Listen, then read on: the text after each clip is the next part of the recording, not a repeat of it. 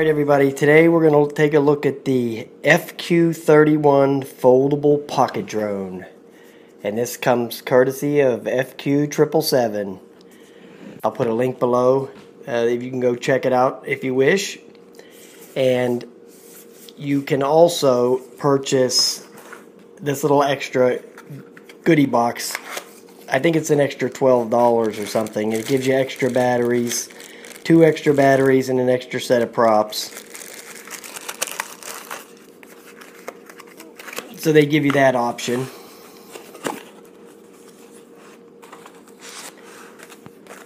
Here's the quad here. Here's the screwdriver, the charging cable. It's just a micro USB, so you can use your one from your phone probably, because it doesn't have one of those indicator things on there. When you go to charge it, I'll show you the charge port. That's just right here. This red light will come on. The red light, it seems like it always stays on, but it just gets dimmer when the charge is done. Okay, so you just plug the micro USB cable into there, and then when the charge is done, the red light gets a lot dimmer. It's pretty bright when you first start charging it. You just open it up like this.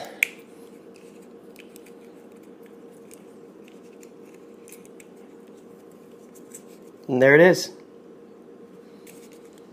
I'm going to take it off in the house here. They give you a little thank you card with their website and their Facebook page.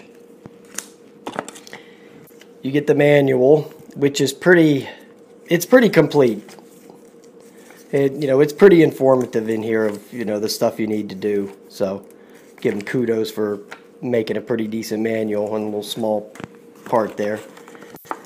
Then they give you this little card, which is, it's got the Chinese and English. One side's English, the other side's Chinese, and it gives you your QR codes here. Okay, it gives you the Google one, the iOS, and then I guess the Android for overseas or China or something, I don't know. I didn't click on that one. I tried the other ones though, and they were okay. Then in here,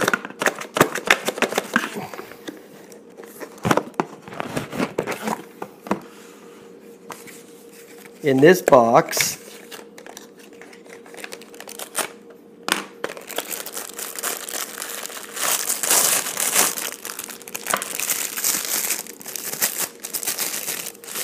you get the transmitter, and it's real nice because it has all the stuff on here. It's all labeled. Headless mode here, 1 key return, which 1 key return with these quadcopters that don't have GPS. 1 key return just means it's going to go backwards. Okay, so if you are way out with it and it's off to the side and you hit return, it's going to come back if it's facing forward. If it's turned the other way, it's going to go even further out. So that 1 key return stuff's a little shaky with these kind.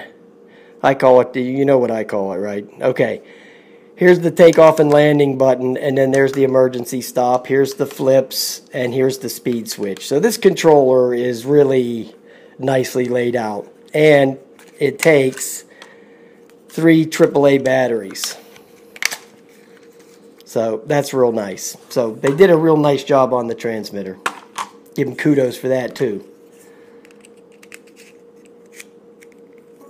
Battery just slides right in there, Then there's a little knurled thing here so you can pull it out with. So it's real simple to do that. Get the battery in and out. There's the power switch on the top. Here's the phone holder, which slides right down in here. And it will hold a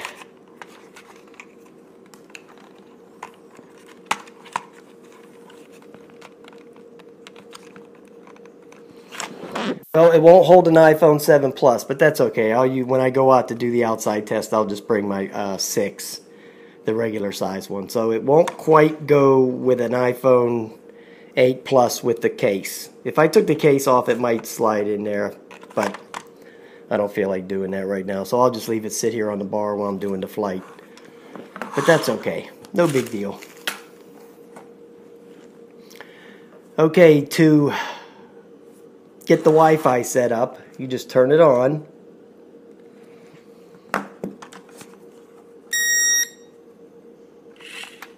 Turn on the transmitter.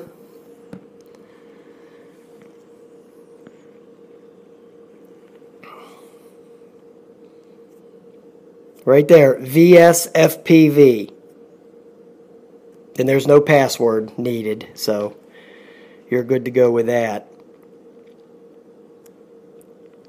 Okay, we got the Wi-Fi bound up. Then we just go over here to the app, which I have right here, and the app is called VS FPV. And the QR code works perfectly, so all you got to do is scan the QR code. It's no big deal. And there's the picture right there. And you can fly it from the phone, but why would you want to? You have the controller, right? I'm not going to fly it with the phone. You know, I'm going to use the transmitter. It has a little bit of lag in it, but, you know, it is what it is. They all do, actually. All of these types do. Now I'm going to start the video. Set it down here. I'll put the video in the little corner there. You go down and to the right to calibrate the gyro. There it goes right there flashing. You see it? Then we're just going to take off.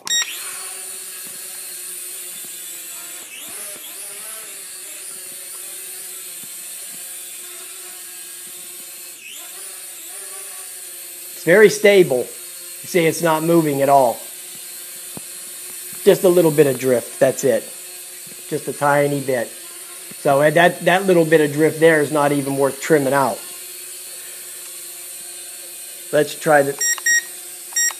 Okay, it's got 3 speeds. Ooh, it's pretty nimble. There's the roll.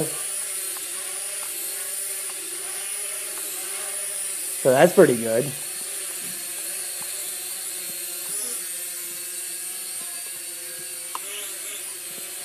Yaw speed, pretty good. When I do the outside test, I'll do the battery life test and everything.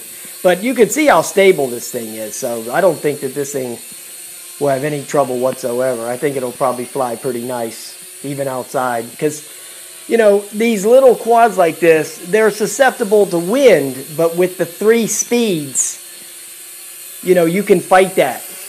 You can fight the wind a little bit when you have the higher rates, more pitch and roll. So you'll be able to fight the wind a little bit. So if it's just a little bit windy, it probably won't even be an issue.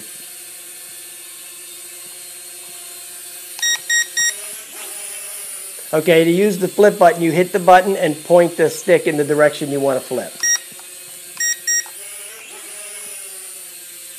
So yeah, flies good, man.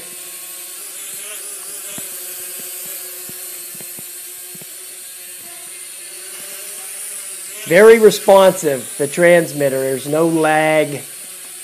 There's no lag at all in the transmitter to the quadcopter. So that's pretty good.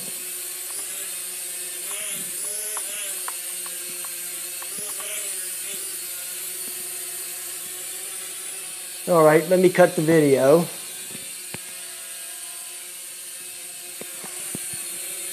And land it.